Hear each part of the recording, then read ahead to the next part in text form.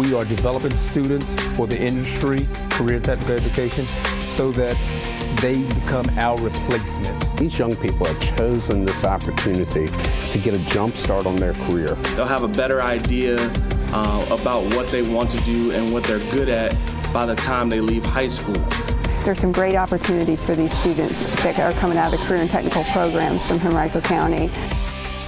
Hello, and welcome to another edition of Henrico CTE. Now, I am Rashawn Garnett, and with me I have Mike Roberts. And Mike, this is the first time in a minute, man, that we've actually been able to do a podcast face-to-face, man. Well, not face-to-face. Social distancing, of course. We've lights all the equipment. You know what I mean? Wiped everything down. Oh, yeah. I mean, it's been a minute, though. It's what we're doing these days. Yep, social distancing. It was great to be back. Yeah, great. For at least for today. At least for today, at least for this podcast in particular. Got another great guest for you guys here today. But first, I want to remind you to check us out on our social media, Facebook, Instagram, YouTube, and the Twitter at Henrico CTE. That is the handle. Make sure you check them all out. We're trying to update them constantly with information about careers and CTE in general. Mike, tell them where they can find the podcast. You can find our podcast on all of your major podcast venues, Apple, Spotify, Google, and most of your minor ones. And our host is anchor.com or anchor.fm if you want to go there. I'm partial to Spotify, so I typically listen to us on Spotify, but however you want to listen. Well, Spotify bought Anchor, so we are Spotify. We are Spotify, right? We're double Spotify now. Exactly. So I typically listen on Spotify, but however you want to listen, feel free to listen. That's why we tried to cover a wide array of platforms right there. So, all right, guys, without further ado, here we go with your feature presentation. We have in the building, we are not quite in the CTE Bat Cave. That's the conference room below. We can see outside. Yeah, this one has windows. Yes. We have to we'll have to run that by our director, Mac, you know what I mean, and see if we can't get some windows like drilled into the conference room some way, you know, because conference room like built deep inside of the office. So we're going to have to need windows. We won't be able to outside of the windows. Yeah, we can't call it the Bat Cave anymore. Good point. Never mind. Scratch the window idea. Scratch the window idea. I love the Bat Cave name. But again, back to your feature presentation. We have Miss Monica Smith-Callahan, Deputy County Manager for Career Affairs, here in the building with us. And I want to send a huge thank you out to the transportation folks. That's whose conference room we are using right now. So I want to send a huge thank you out to them for allowing us to steal their conference room outside of the Bat Cave for this one. But again, Monica Smith-Callahan, Deputy County Manager for Community Affairs. Thank you so much for being on Henrico CTE Now. Great. Thank you for having me. I was about to correct you, Rashawn, and say I am actually community affairs, not career affairs, but community affairs. You got it right the second time. Okay. So all good. Okay, all good. As long as it take me more than 3 to get it right, we're good to go. You got it on the second go around, so we're good. All right, so we are good to go. But I want to say, thank you so much for coming out. And we understand that you are a graduate of Varina High School. Did you take any CTE courses while you were, in fact, talking to Mac prior to this show, he remembered when you graduated from Varina High School. But did you take any CTE courses? I am a Varina girl through and through, born and raised. And I actually did. I'm class of 95, Varina, woohoo. Telling my age here, but I actually did the COE co-op program where I left at a half day school my senior year, and I went to go work at Brian R. Wright's podiatry. Okay. I will never forget that experience in my life. It was a wonderful experience. Initially, I was beyond disappointed when I got my where I was going to be assigned. When I got my assignment, everyone else got cool jobs. So I thought, and here I am working with feet. Right. So I'm like, I've always been a germaphobe. So I appreciate, being told that everything has been wiped down, Lysol'd, even if we were not in the COVID, I would appreciate that. So I've always been one to not touch doorknobs and say ill and gross. And yes, I was that girl. So to tell me that I'm working in a podiatrist's office, once I realized what a podiatrist was, I was completely grossed out. Yeah. But what turned out to be an amazing experience, not only did I do it as a part of the COE COE program through Varina High School, CTE, I came back my freshman year of George Mason University, and Dr. Wright hired me for the summer. So I can still talk the lingo, AP, lateral oblique, hammer toes, plantar fasciitis. I still know some of the terms from dictating his notes into letters, but an amazing experience that I still take with me today. You know, and that's one of the things we like to stress out here in career technical education, for sure, is that getting kids exposed to a wide variety of experiences may expose them to something that they didn't think they would like prior, right, Mike? And right. I'm going to also turn to you for all those definitions for the words that Ms. Smith-Callahan just mentioned. But right though, Mike, like we really want to expose them to a wide variety of things, so all their options are on the table. Right. I mean, these are things that they weren't expecting, and they end up not necessarily that they always enjoy it, but they learn something from it. And I think exposing students to different careers and different types of jobs early on is great education for them to figure out what they do want to do, and sometimes they find out what they don't want to do, so that exactly. they don't waste a lot of time. So and I think that's one of the important things about the CTE programs that we offer. All right. So can you tell us about your career path? We know you started with the Varina High School. Started at Varina High School. And then where? Dr. Brian Wright, Subway. I went through the typical, what all young people, as I call them, cutting your teeth jobs, where every experience you learn something, you take something away, as you either love it or loathe it. Either way, you take something from it. I still cut my onions to this day, the way Subway taught me. Yeah. Is it really more efficient though? It really is, and it cuts back on the tears. It's amazing. What? Yeah, I'll have to show you. Please do. Make a YouTube Who's got an video. onion? The world needs to know how Subway cuts their Subway cuts their onions. But no, really, from George Mason University, honestly, I've always known I wanted to major in communications, and I tell people that started in church. If you were born and raised in church, you know that there is no such thing as I don't want to do that. So being forced to read aloud or being forced to stand up and say what you learned, I just really realized very early on that I had a knack, and type A personality. I was going to say bossy, the B word, but no, I'm not bossy. I've just emerged as a leader very early on and had those traits and those qualities, but a servant leader nonetheless. Right. I like to see things get done, so I'm a doer. I have the idea, I can plan it out, strategically plan it out, and then make it happen. So realizing that very early on, I knew I wanted to go into comms, communications, did that at George Mason. Immediately came out and started working in the field. I was one of the few friends that I had that were blessed to do that. Thought I was doing something by getting my degree, came out, got my first job, and I think I was making a whopping $23,000 a year. Whopping. And it was like, womp, womp. So I knew I wanted to pursue a master's, but needed to do that sooner rather than later once I had the reality of what, the comms field was paying. Yes. So went ahead and went straight through, got my MBA, and the career path trajectory, I should say, just increased from there. One of my first real jobs was Comcast. I spent about 8.5 years at Comcast Metro Richmond as the public relations manager, and then eventually worked my way up to director. But essentially, I was the face of Comcast. I was the good corporate citizen in the company, and was able to, as I said to you when we were starting this, not my first rodeo, produce my show, Comcast Newsmakers, and really got to know people in the Richmond area, nonprofit, government, and business, as well as education, and really got my footing in what real comms was about.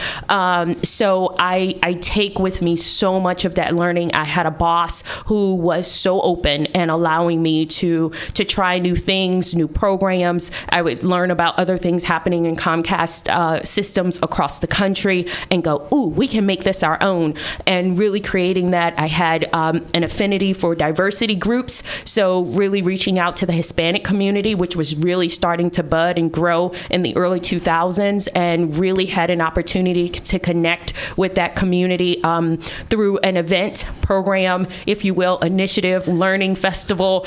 It was all of those things to the community, and created Feria de la Oportunidad. It was an opportunity festival for the Hispanic community in the Richmond region, and it went on for about 5 years, and Comcast won numerous awards. But I mean, that was one of those things that you look back on and you just go, defining career moments. You know, we got a little Spanish background there, because none. I mean, the way you that just rolled off the tongue right there was. It's because it was a brainchild that came about. You know how those brilliant ideas come about when you're like, don't have a pen to write something down, or in the shower or somewhere like that. You know, and then brought it back, and of course I needed people to make me culturally right, because I would have gotten it wrong with my initial concept of what the event was going to be. But nonetheless, with partnerships, that also really was my awakening as to, even with the greatest ideas, you have to have partnerships. Got to. And you have to work cross-functionally and work with others to get it right. Absolutely. And it took us about 3 years before we got it right. And it just became an amazing event that got so much media attention. The folks from the various embassies of the Latin countries from DC were down, and for every event, and doing visas on the spot, and just really just a great opportunity for bridging and outreach to a community. And that's what started it. And then from there, I had the awesome opportunity to be the community outreach director for the Richmond 2015 bike race. I always say that little bitty bike race that blew through Richmond about 5 years ago. Knew nothing about cycling. My only reference to cycling was Lance Armstrong. And literally within months of me starting, he came out to Oprah, literally came out and confessed all of his sins. So in addition to not knowing anything about the world of cycling and professional bike races, I then had to stand in front of people and try to get them excited about something that was happening all of a whopping 4 years from now, in addition to talking about a sport where the only hero that we had in the United States associated with the sport was now a little tainted. So, if you don't know what happened, a little tainted. With Lance, just go use the Google. Go to Google University. Go Google. Yeah, I have to remember my audience here. You guys might be a little young for Lance Armstrong, but anyway, let's just say he was the LeBron of cycling.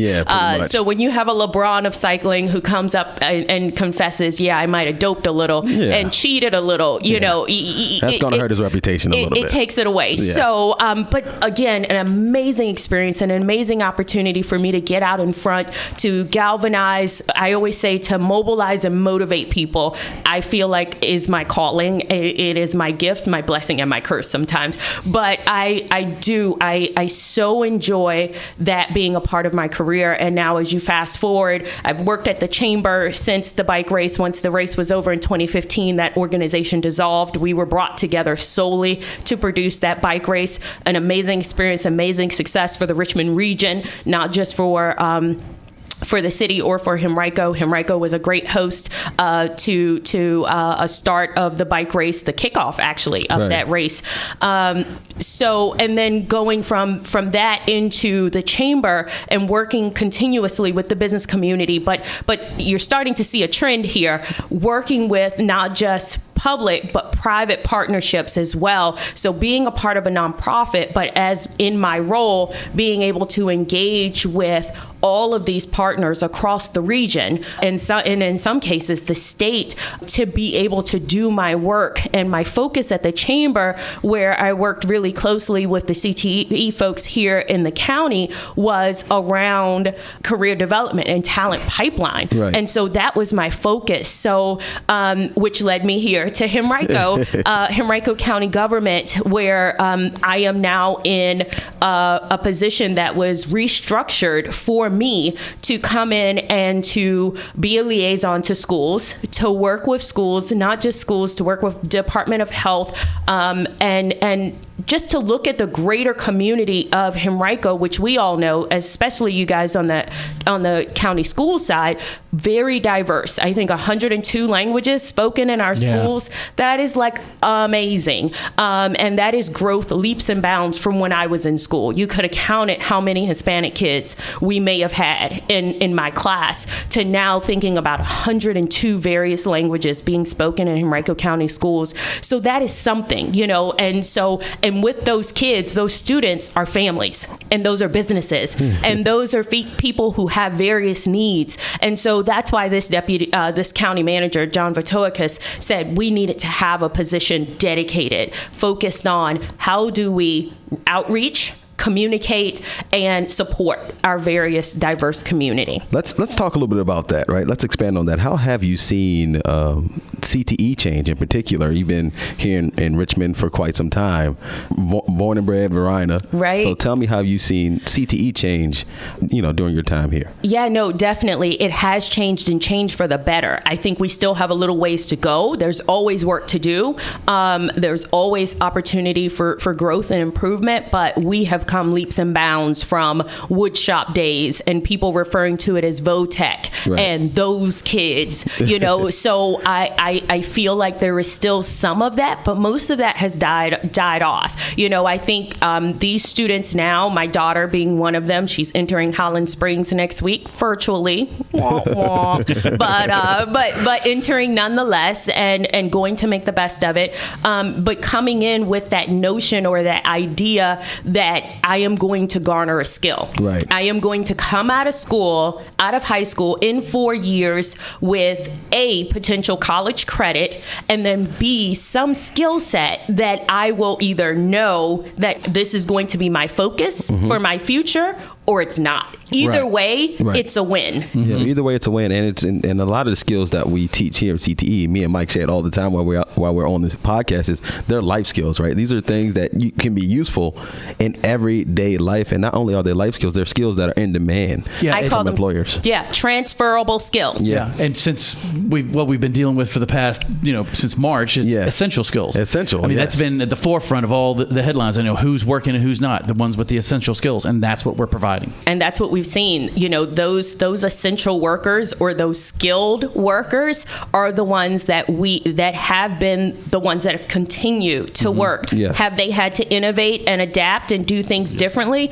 Of course. But those are life skills. Right. Being able to adapt to whatever the situation is and to be able to innovate on the fly. I call it adapt and overcome. Adapt and overcome. That's what we have to do and move forward. There you go. On a coffee mug. That was wonderful right there. Well, Mike, I'm sold. The podcast is over. No, I'm just exactly. Let's wrap it up.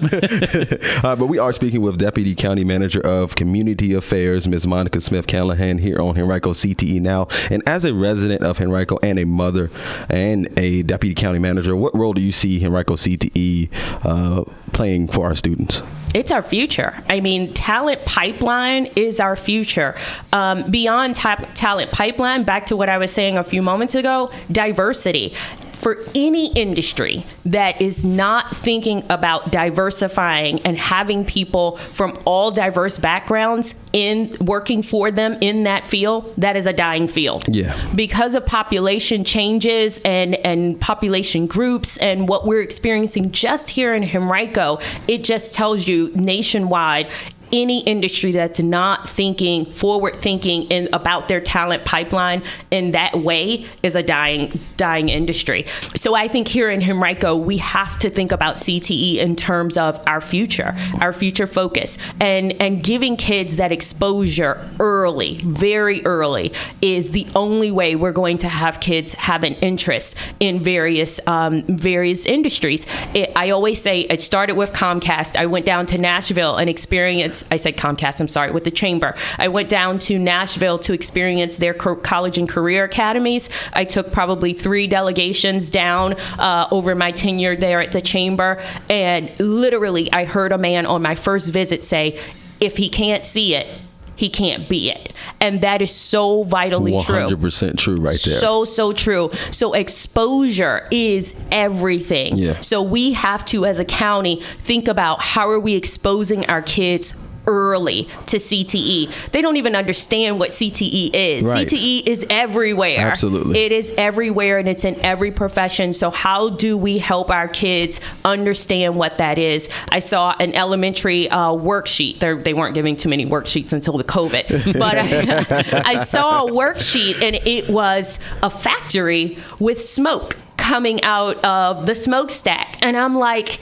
we need to put a big X over that and redo, because just copying, scantroning a worksheet from each previous year is not doing us justice anymore. We have to be different in the way that we're teaching and the way we're exposing our students. To put a smokestack to represent manufacturing is so wrong right now, because there's so much clean manufacturing happening.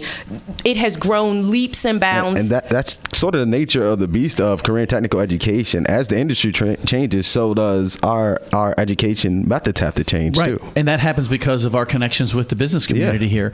I mean, they're the ones that are telling us where we're doing it right and where we need to make a change. Absolutely. So how do you see us driving interest for career and technical education programs? We mentioned exposure, but how do you see us driving interest towards students, towards parents, for them to say, you know what, maybe my child should try out a CTE program? So it starts in kindergarten on those elementary orientations, maybe not 2020's orientation, but during those early opportunities to engage, it has to happen. Parents are of the mindset of, a lot of them, even though a lot of them have come a long way in changing their mind about, quote unquote, those kids go into CTE or vocational trainings because they're not smart enough or they're not equipped enough to be able to be college kids. We have to change that. But the only way to do that, again, is fostering those relationships. So I believe it starts early with those parents as their kids are entering Henrico County Public Schools. You start to talk to them about what those opportunities are. A lot of families don't realize that by the 5th grade, it really will determine what a student is able to take in the 9th grade.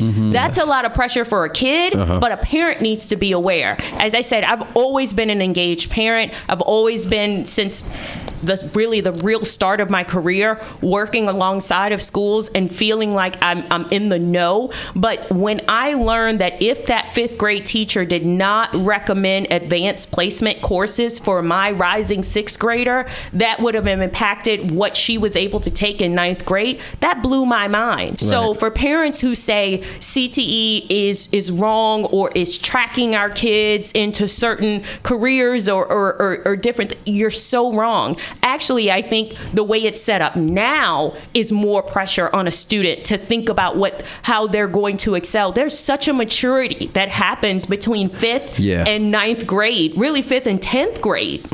So to say that a student has to hit these marks or achieve these classes in order to be able to be a part of, some of our specialty centers or some of the specialty classes that are available to them, to be exposed to some of the CTE things that are available. I think parents need to know that as early as humanly possible. But even with our CTE that's open to everyone, regardless of what type of GPA you're carrying or regardless of how many, credits that you have going towards graduation, if you can fit it in your schedule, you can take it. Right. That's another education piece that parents have to understand. When we start talking about advanced diplomas and regular diplomas, all of that stuff it gets in parents' mind, and they want their kid to be the best. I don't know any parent who doesn't want their kid to achieve the most, the best. I haven't met one yet that doesn't. I haven't met one that doesn't. So when you start talking about advanced diplomas and verified credits,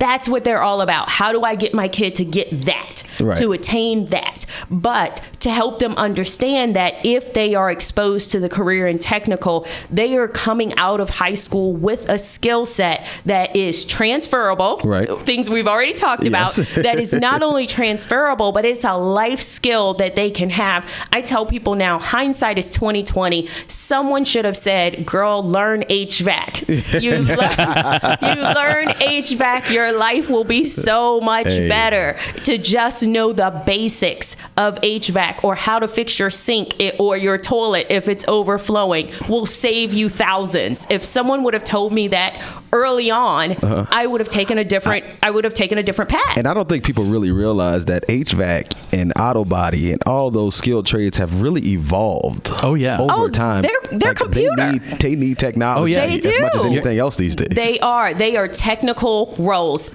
I always say analytics right now, if you are into anything analytics, and for kids who don't understand what that is, okay, go to Gap, look at some jeans, then go out to your Google and start searching for something else, and automatically watch some ads on the side pop up, with some other jeans, some Levi's or some Old Navy. Right. Then that's analytics. Yes. I mean, so many companies are using it. As you mentioned, Mike, with the business partners, it is just imperative to get business partners in front of parents as well. Yes.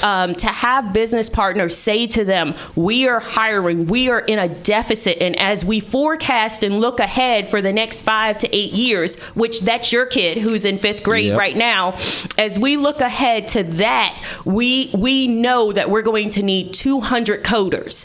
And right now we're screaming for the next generation, that pipeline of talent to be ready to take over these coding jobs. Get your kid positioned to be able to. And for so many families, that changes the trajectory of their life. That for so many families that we know live in poverty, yes, in Henrico, who are in poverty, that is game changing when you can have a student who is literally coming out of high school with the skill to be able to start a $30,000 a year job right out of high school. And it certainly doesn't hurt. I mean, me and Mike talk about it all the time. Well, because we're dealing with the students that get it, and the parents that are getting it are getting exposed to these careers, and it puts them on a track where they're going to be successful.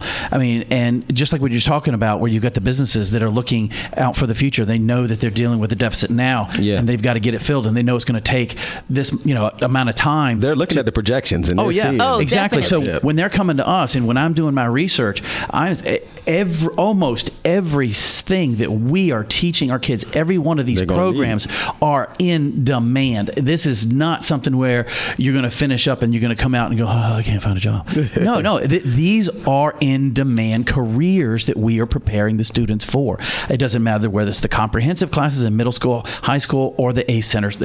It's all being covered. Yeah. Right. I mean, and the way we have it set up is basically you come through, you get a skill, and then we hook you up with a business, basically. Mm-hmm. And so we're trying to become that pipeline to put kids in careers. We want them to leave either enrolled, enlisted, or employed, and that is our goal here. And triple E's. Yeah, and all of our events that it's all about getting those students in front of those businesses. And in many cases, the parents are being invited so they can see the interaction between their student and those businesses, and when they're showing off their skills and stuff. Whether it's the career rodeo or the signing day, it doesn't really. I mean, all of them are all about getting those kids out with those businesses here locally, out and employed. Yeah. Right? Oh yeah. And those connections are everything. But again, like I said, earlier the better, because the earlier parents have that understanding, the more they're going to encourage. And especially, let's be real, moms. We are the decision makers. We are the ones constantly in our kids' ears.